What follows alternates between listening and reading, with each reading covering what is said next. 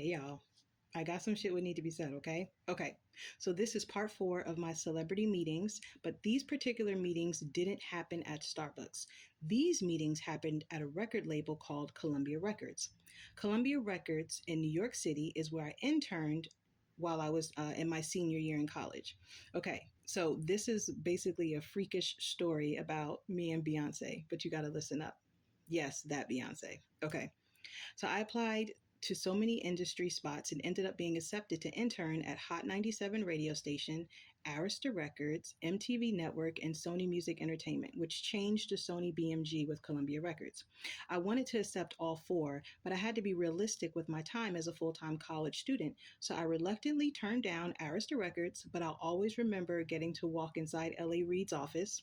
I turned down Hot 97, who was actually shocked when I turned them down, and showed me by saying, "How you going to turn us down and you faxed your resume like 5 times a day every day for a month?" I couldn't help but laugh at the truth and the memory. I did harass Hot 97 with my resume and followed up with emails and phone calls. I did, okay? Hey, you got to be persistent when you want what you want, baby. It's not my fault. I didn't know I'd have so many options to choose from, okay? They all liked me, and I crushed all them interviews. But anyway, at Columbia Records, I interned in 2 different departments, video production and publicity, which they were directly across the hall from one another. So going back and forth was pretty easy for me. And they was jealous of each other too. The publicity department was jealous that I would go over to the video production department. The video production department was jealous that I was spending time in the publicity department. I said, I'm just one person, okay? It's enough for me to go around, but apparently it wasn't for them. I was labeled intern extraordinaire. Yes, I was great at my job. Anyway, so through Columbia Records is how I met Exhibit, Jessica Simpson, Lloyd Banks, Jamie Foxx, DJ K. Slay, Sway, Free from 106 in Park, Stevie Wonder, Nas, and Khalees when they were actually married, the artist formerly known as Prince, and Beyonce. I also met Beyonce's dad and her cousin who worked as her assistant at the time.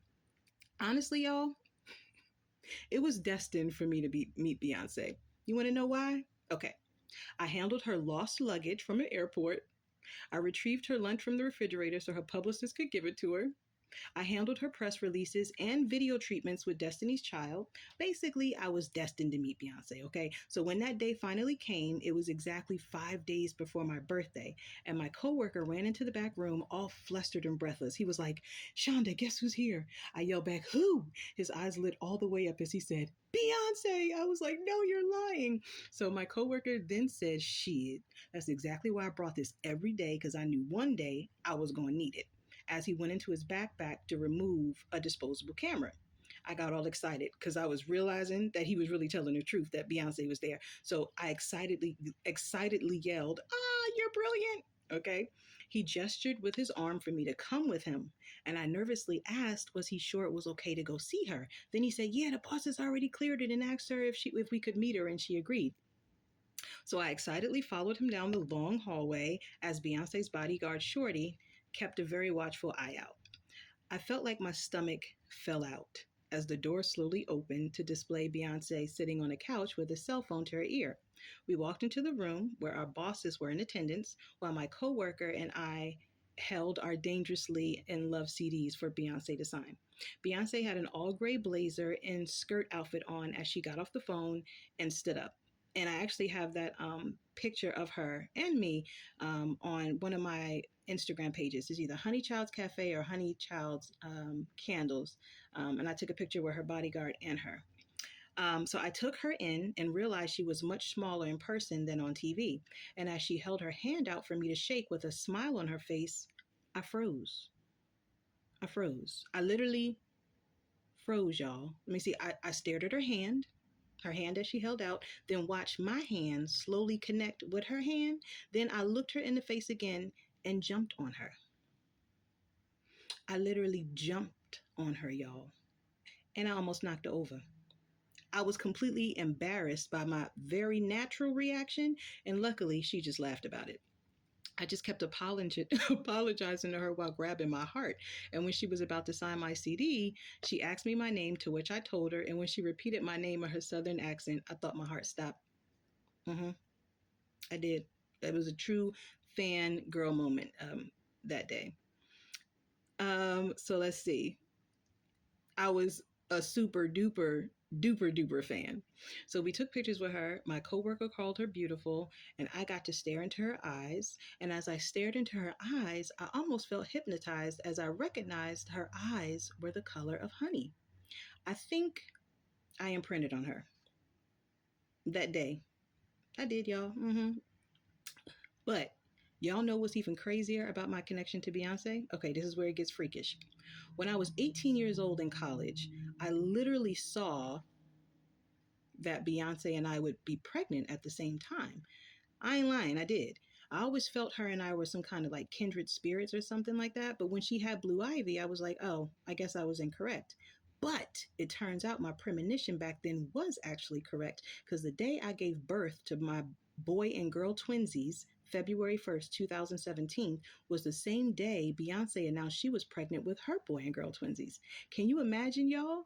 I'm laying in a hospital bed recovering from birth. I turn on my phone and see Beyonce posing with a big belly talking about her twins.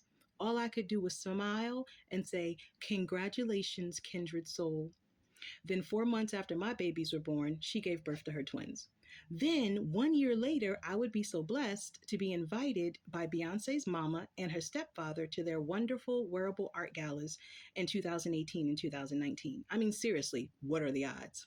Then, after that, I discovered I share the same birthday with Beyonce's dad. Yeah, I know, kind of freaky, but whatever. I think it's pretty cool. But anywho, after meeting Beyonce at Columbia Records back in 2004, 5 days before my birthday, I officially deemed that to be my birthday gift and smiled the entire day and the entire evening. I always thought it'd be cool if our twins could play together, but anywho, okay, so meeting Beyonce seemed to dominate this video today, which means I'm going to have to talk about other celebrities another day. My meeting with DJ K Slay was very eventful, y'all. I can't wait to tell y'all about that. May he rest in peace. And my meeting with Prince was super special too. I consider all my meetings with the celebs I've met very special, even if some of them acted kind of funky with me. Oh, yes, I have stories about celebs who were not so nice to me and had no reason to not be. But I'll hold off from them stories for now. Y'all know who y'all are. Fun fact, y'all, okay? So I have a music page at That Girl Shonda on YouTube, right? I have like all of my not all of my music, but I have a good majority of my music, my spoken word, and everything, right?